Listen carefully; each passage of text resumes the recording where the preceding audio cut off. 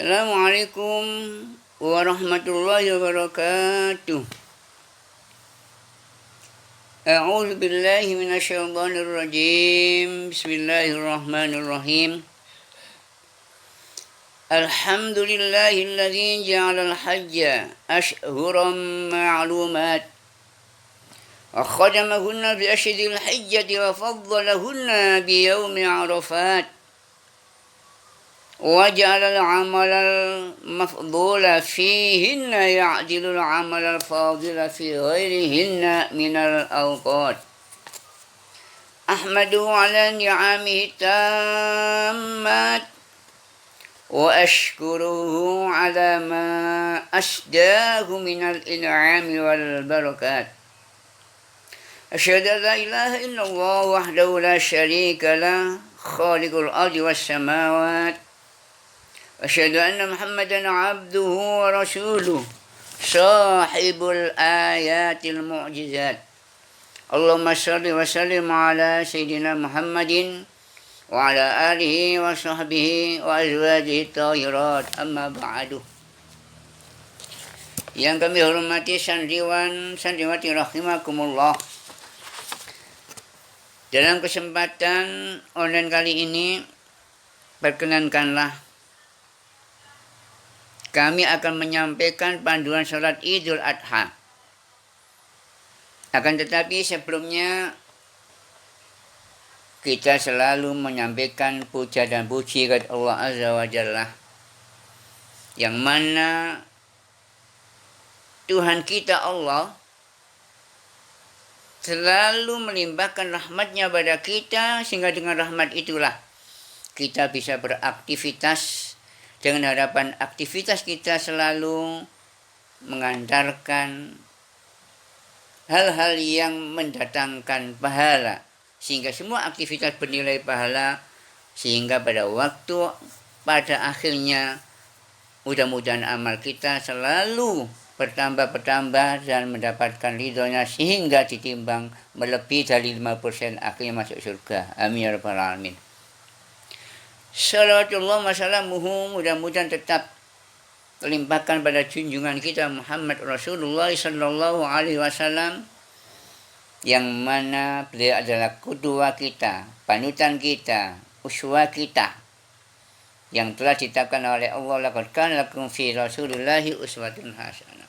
Mudah-mudahan kita diberikan kemampuan oleh Allah bisa mencontoh, mengikuti jejak-jejak Rasulullah Muhammad SAW, sehingga kita termasuk hamba Allah yang bersyukur kepadanya, yakni pada Allah Jalla. Amin ya rabbal alamin. Santriwati rahimakumullah, sekali lagi perkenankanlah kali ini kami akan menyampaikan materi tentang panduan sholat Idul Adha.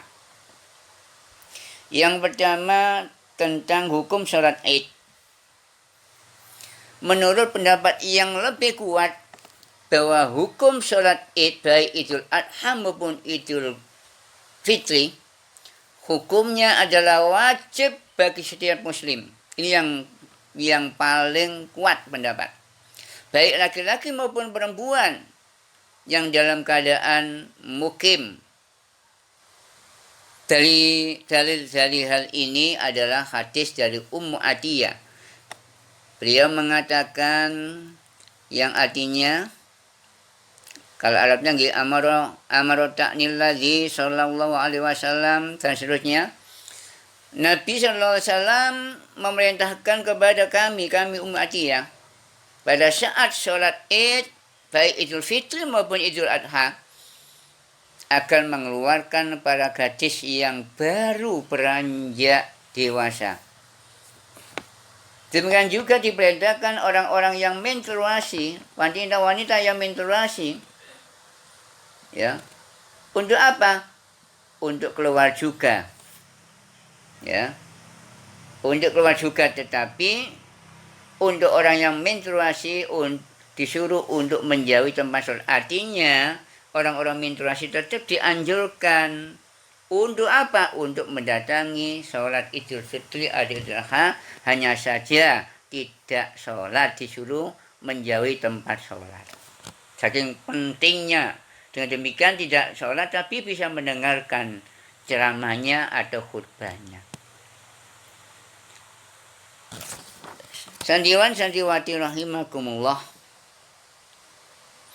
Itu tadi adalah berdasarkan hadis yang diriwayatkan Imam Muslim nomor 890 dari Muhammad dari Ummu Atiyah. Kemudian yang alasan wajibnya sholat id dikemukakan oleh Siddiq Hasan. Beliau adalah murid dari Asy-Syaukani. Alasan pertama, Rasulullah selalu terus-menerus melakukan sholat id. Yang kedua, Nabi SAW memerintahkan kaum muslimin untuk keluar rumah. Untuk apa? Menunaikan sholat id. Perintah untuk keluar rumah menunjukkan perintah untuk merasakan sholat id itu sendiri bagi orang-orang yang tidak punya uzur. Di sini dikatakan wajib karena keluar rumah merupakan jalan menuju sholat. Jika wasilahnya, pelantarannya saja diwajibkan, maka tujuannya yang itu sholat otomatis juga diwajibkan. Alasan ketiga, ada perintah dari Al-Quran yang menunjukkan wajibnya sholat id. Fasholli li rabbika wanhar, maka sholatlah kalian li rabbika karena Tuhan kalian, wanhar dan sembelihlah kurban. Maksud ayat ini adalah perintah untuk melaksanakan sholat id. Sandiwan sandiwati rahimakumullah. Syekhul Islam Ibnu Taimiyah rahimahullah mengatakan, pendapat yang menyatakan bahwa hukum sholat id adalah wajib bagi setiap muslim itu lebih kuat daripada yang menyatakan bahwa hukumnya fardu kifayah, wajib bagi sebagian orang saja. Ini pendapat Syekh Ibnu Taimiyah. Adapun pendapat yang mengatakan bahwa sholat id hukumnya adalah sunnah, itu adalah pendapat yang lemah karena Nabi SAW memerintahkan untuk melakukan sholat id ini, lalu beliau sendiri dan para sahabat-sahabat Rasulullah, contohnya Abu Bakar, Umar, Utsman, Ali, begitu pula kaum muslimin setelah mereka terus-menerus melakukan sholat id, dan tidak dikenal sama sekali kalau ada di satu negeri Islam ada yang meninggalkan sholat id. Sholat id adalah salah satu syiar Islam yang terbesar.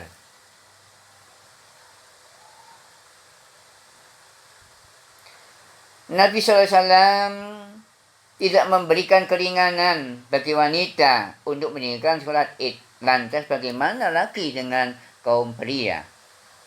Dan seterusnya. Yang kedua, waktu melaksanakan sholat id, pelaksanaannya menurut mayoritas ulama Hanafiyah, Imam Hanafi, Maliki, Hambali, waktu sholat id dimulai dari matahari setinggi tombak. Ini kan zaman dulu, ya, tidak ada jam sehingga matahari keluar dari permukaan tanah 1 tombak, kurang lebih 1 meter. Itu waktunya sholat id sudah dimulai. Ya.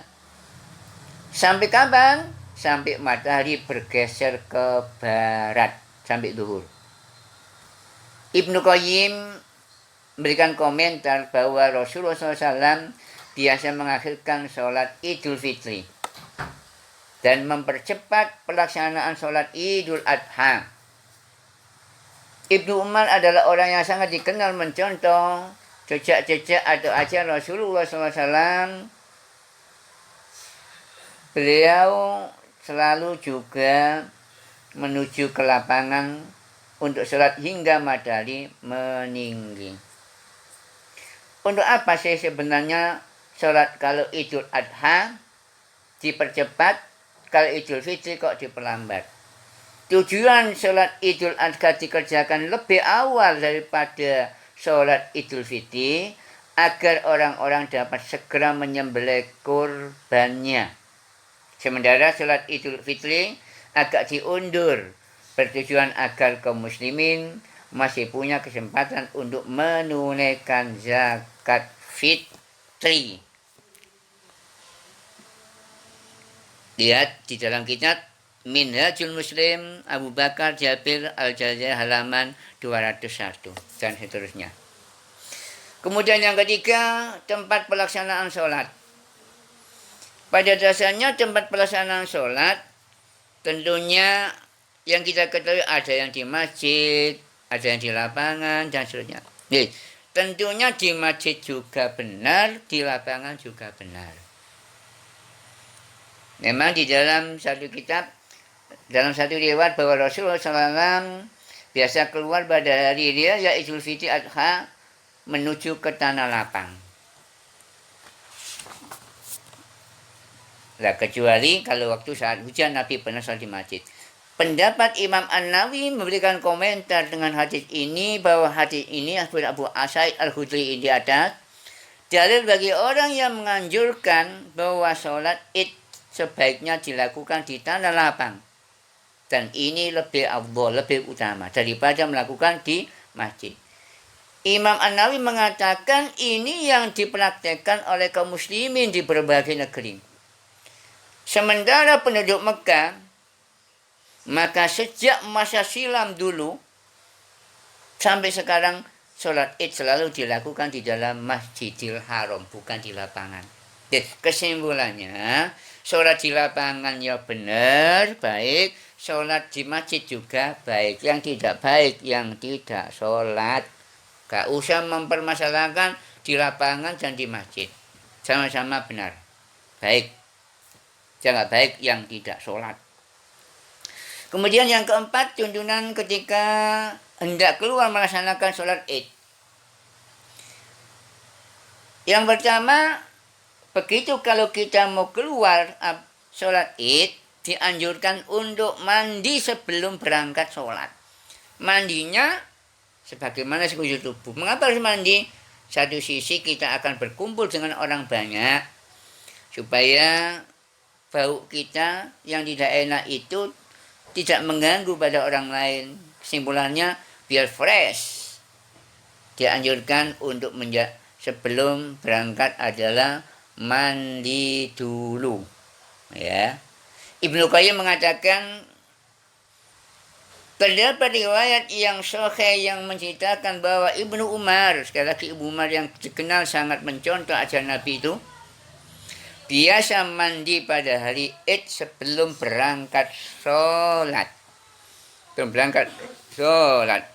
Ini penjelasan di dalam satu kitab namanya Zadul Ma'ad fi Hadi Khairi Ibad halaman juz 1 halaman 425.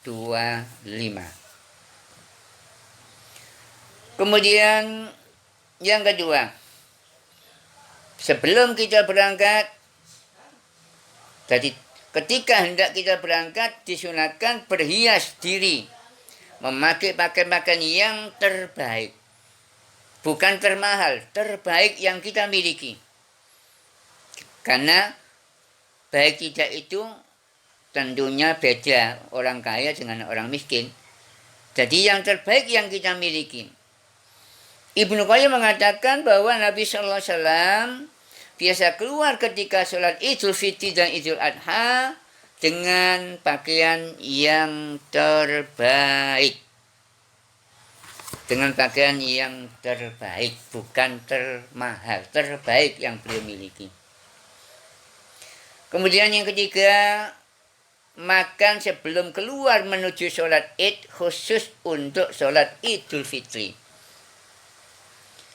Dari Abdullah bin Buraidah, dari ayahnya ia berkatakan Rasulullah SAW yahdu yaumal fitri hatta ya'kula wala ya'kulu yaumal adha hatta yarji'a fiya'kula min adhiyati. Rasulullah SAW biasa berangkat sholat id pada hari Idul Fitri dan beliau makan terlebih dahulu. Jadi nak Idul Fitri sebelum berangkat disunahkan makan dahulu. Apa harus nyantap nasi satu piring? Tentunya tidak. Ya terserah apa kue, kurma dan sebagainya, jelas disunatkan untuk makan dulu sebelum berangkat. Sementara pada Idul Adha yang akan datang ini, Beliau tidak makan lebih dahulu kecuali setelah pulang dari sholat id. Baru beliau menyantap hasil kurbannya. Perlu diketahui ini hukumnya sunnah. Umama kita ternyata besok berangkat sholat idul adha, kok lapar saya belum berangkat. Makan dulu, ya enggak apa-apa. Ya. Tapi tidak makan kita lihat ittiba Rasulullah, tentunya itu yang lebih baik. Apa hikmah yang terjadi kalau sholat idul adha kok makan dulu? Maaf, tidak makan dulu. Sekali lagi, idul adha kurban kok disunahkan untuk tidak makan dulu. Sementara idul fitri sebelum berangkat kok harus makan. Hikmah yang dianjurkan makan sebelum berangkat sholat idul fitri adalah agar tidak disangka bahwa hari tersebut masih hari berpuasa. Sedangkan untuk sholat idul adha dianjurkan untuk tidak makan terlebih dahulu agar daging kurban bisa segera disembelih dan dinikmati setelah sholat id. Hal ini bisa dilihat dalam Sahih Fikih Sunnah juz 1 halaman 602. Sandiwati rahimakumullah. Kemudian yang keempat, bertakbir ketika keluar hendak sholat id. Dalam satu riwayat sebutkan, jadi begitu kita keluar rumah, dari rumah menuju ke tempat sholat, apa itu di masjid maupun di lapangan, maka dianjurkan untuk bertakbir dengan suara yang keras. Ini tentunya berdasarkan hadis yang diriwayatkan, yang dikeluarkan oleh Syekh Al-Albani, dan dikeluarkan dalam silsilah As-Sahihah nomor 121 oleh Syekh Al-Albani, mengatakan bahwa riwayat ini sahih. Nabi SAW biasa keluar hendak sholat pada hari raya Idul Fitri, lantas beliau bertakbir sampai di lapangan, sampai di tempat sholat, dan sampai hendak dilaksanakanlah. Ketika sholat hendak dilaksanakan, beliau berhenti dari takbir. Jadi dari rumah di tengah perjalanan bertakbir terus sampai kapan? Sholat dimulai. Ya. Dari Ibnu Umar yang berkata Rasulullah SAW pernah berangkat sholat id Idul Fitri dan Idul Adha bersama para sahabatnya, di antaranya adalah Al-Fadhil bin Abbas, kemudian Abdullah bin Abbas, Ali bin Abi Thalib, Ja'far, Al-Hasan, Al-Husain, Utsman bin Zaid, Zaid bin Haris, dan seterusnya. Termasuk adalah Aiman bin Ummi Aiman. Mereka mengatakan suara bacaan tahlil, yaitu takbir la ilaha illallah, ya, itu adalah beliau dengan mengeraskan suara. Bagaimana cara takbir ketika berangkat setelah sholat id di lapangan kelima? Tentunya ada dua versi. Versi yang pertama, ada yang takbirnya itu 2 kali, ada yang 3 kali. Kalau 2 kali contohnya begini. Allahu Akbar, Allahu Akbar, La ilaha illallah, Allahu Akbar, Allahu Akbar, walillahil hamd. Ingat bacanya walillahil hamd, bukan walillahil ham. Dalnya hilang. Walillahil hamd. Itu yang 2. Ada yang 3.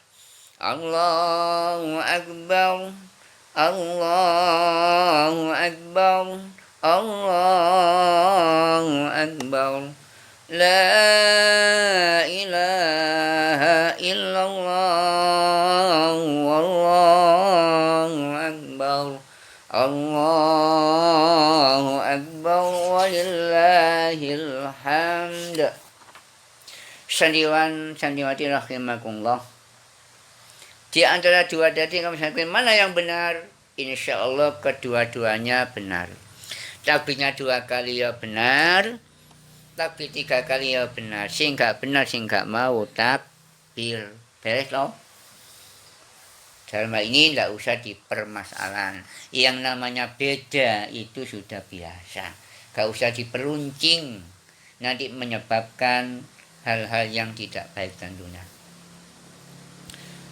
Sandiwan rahimakumullah. Kemudian yang keenam, melewati jalan pergi dan pulang yang berbeda. Jadi pada waktu kita berangkat sholat Id, apa Id Adha, apa Idul Fitri, disunatkan melalui jalan berbeda. Umpama berangkat lewat gang 1, nanti pulangnya lewat gang 2. Atau sebaliknya. Yang jelas antara berangkat dan pulang itu jalannya beda. Hal semacam ini tentunya Rasulullah SAW melakukan. Dari Jabir beliau mengatakan, karena Nabi SAW ila kana yaumu iti khalafat tariq.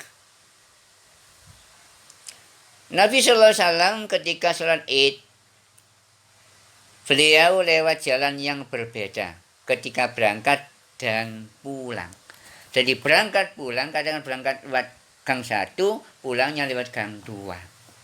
Itu Nabi melakukan. Ya. Sekali lagi itu yang dilakukan oleh Rasulullah, dan itu berdasarkan hadis riwayat Bukhari nomor 986. Hadis riwayat Bukhari nomor 986. Ini diantara untuk semarak, ya. Seperti semarak, nak lewat satu jalan nanti haram, gak semarak Islam itu. Diantaranya begitu. Kemudian yang selanjutnya keberapa ini? Ketujuh. Pada waktu berangkat dianjurkan berjalan kaki, bukan pakai sepeda, apalagi pakai mobil. Ya kalau memang itu mungkin masjidnya dekat. Kalau masjidnya jauh, sampai 1 kilo, 2 kilo dan seterusnya, atau kita mau sholat ke Al-Falah atau ke Masjid Akbar, itu kan jauh, berjalan kaki. Ya tentunya ini kan sunnah, bukan wajib. Loh, kalau memang kita anggap itu tidak merepotkan dan kita mampu berjalan, kan juga itu baik juga. Artinya sekali lagi, ini hukumnya sunnah. Ya tentunya kalau memungkinkan untuk berjalan, tentunya ya lebih baik berjalan. Jadi anjurkan berjalan kaki sampai ke tempat sholat dan tidak memakai kendaraan kecuali jika ada hajat. Itu tadi mungkin, gak mampu. Memang masjidnya pendek, tapi kondisiku saat ini jalanku sudah sentoyongan, sudah pakai kaki 3 dan seterusnya. Ya tentunya boleh-boleh saja kita pakai sepeda dan seterusnya.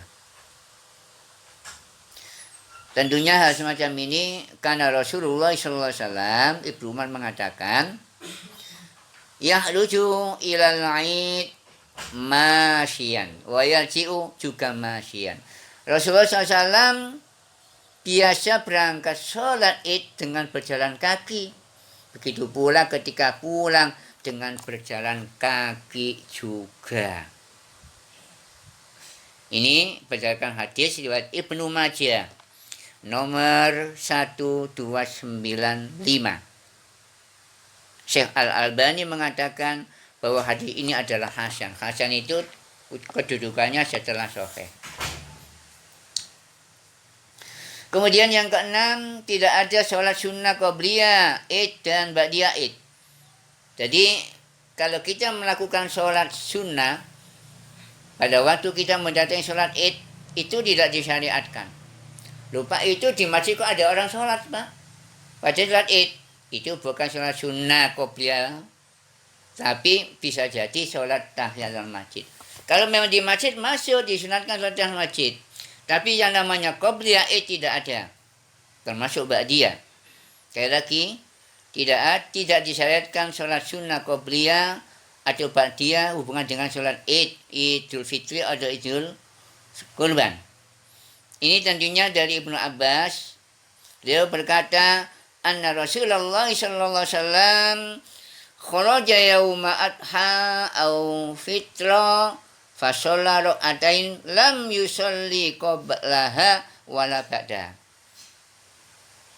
Rasulullah SAW pernah keluar pada hari Idul Adha atau Idul Fitri, lalu beliau mengerjakan sholat id 2 rakaat. Namun beliau tidak, sekali lagi, namun beliau tidak mengerjakan sholat qobliyah maupun ba'diyah. Otomatis tidak disyariatkan. Kalau memang tempatnya sholat id di masjid, yang disunatkan bukan qobliyahnya, tapi sholat masuk masjid. Ya. Jadi sholat masuk masjid namanya tahiyatul masjid. Qobliyahnya tidak disunatkan, termasuk ba'diyahnya. Tentunya ini berdasarkan hadis riwayat Imam Al-Bukhari nomor 964, kalau Muslim nomor 884. Kemudian yang ketujuh, tidak ada azan dan iqamah ketika sholat id. Jadi sholat id gak ada azan, juga tidak ada iqamah. Ini tentunya berdasarkan hadis yang dikeluarkan oleh sahabat Jabir bin Samurah, Sallaitu ma'a Rasulillah SAW al-idain ghaira marratin wala marrataini bi ghairi adzani wala iqamah. Aku pernah, kata Jabir, melaksanakan sholat id Idul Fitri Adha bersama Rasulullah SAW hanya sekali atau 2 kali. Ketika itu tidak ada azan maupun iqamah. Sekali lagi, tidak ada azan maupun iqamah. Ini berdasarkan hadis riwayat Muslim nomor 887. Muslim 887. Ibnu Qayyim mengatakan jika Nabi SAW sampai ke tempat-tempat sholat, beliau pun mengerjakan sholat id tanpa ada azan iqamah dan iqamah. Juga ketika itu juga untuk menyeru jamaat tidak ada ucapan as-sholatu jami'ah. Ini Ibnu Qayyim tidak ada kalimat, karena tidak ada qomat, tidak ada kalimat as-sholatu jami'ah, yang termasuk ajaran Nabi adalah tidak melakukan hal-hal semacam ini. Tentunya ini beneran dari kitab Zadul Ma'ad juz 1 halaman 425. Yang terakhir, tata cara sholat id. Jumlah rakaat sholat Idul Fitri dan Idul Adha adalah 2 rakaat. Adapun tata caranya adalah sebagai berikut. Yang pertama, tentunya ini kami ambil, tata cara yang kami sampaikan ini kami ambil dari fikih sunnah. Juz 1 halaman 607. Fikih sunnah juz 1 halaman 607. Yang pertama, memulai dengan takbiratul ihram sebagaimana sholat-sholat lainnya. Jadi Allahu Akbar, ini takbiratul ihram, takbir pertama. Kedua, kemudian ditambahi takbir 7 kali takbiran dalam rakaat pertama. Nanti rakaat kedua 5. Lah 7 kali takbir selain takbiratul ihram ini sebelum memulai bacaan Al-Fatihah. Nah, pada waktu takbir yang 7 kali ini boleh mengangkat tangan, juga boleh tidak. Ya. Sekali lagi, boleh mengangkat tangan, boleh mengangkat tidak. Jadi ketika takbir yang namanya takbir yang selain takbir ihram tersebut, yang dicontohkan oleh Ibnu Umar, Ibnu Qayyim mengatakan bahwa Ibnu Umar yang dikenal seorang sahabat yang selalu menajani Rasulullah, selalu mengangkat tangannya dalam setiap takbir. Tapi kita juga mungkin menyaksikan ada yang tidak mengangkat, tidak apa-apa, juga sunnah juga hukumnya. Jadi begini, Allahu Akbar. Nah, kemudian ditambah 7 kali. Allahu Akbar. Nah, sela-sela antara takbir ini juga pro kontra. Ada mengatakan tidak ada bacaan tertentu yang diucapkan, tapi sebagian ulama mengatakan itu ada bacaan tasbih. Jadi Allahu Akbar, takbir yang ke-7, subhanallah, alhamdulillah, wala ilaha illallah, akbar, Allahu Akbar, subhanallah, alhamdulillah, wala ilaha illallah, akbar. Itu hukumnya juga sunnah. Nah, 7 kali. Setelah 7 kali, nah setelah itu bagaimana kita sering mengikutinya? Membaca Al-Fatihah, kemudian dilanjutkan oleh imam membaca surah. Ya, membaca Al-Fatihah kemudian membaca surah. Surat apa yang dibaca? Yang pernah dilakukan oleh Rasulullah adalah rakaat pertama surat Qaf. Kemudian tadi rakaat Qaf Al-Qur'anil Majid. Ya. Rakaat kedua setelah Fatihah suratnya adalah surat Al-Qamar.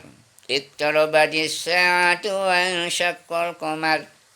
Apa harus itu? Ya tentunya juga tidak.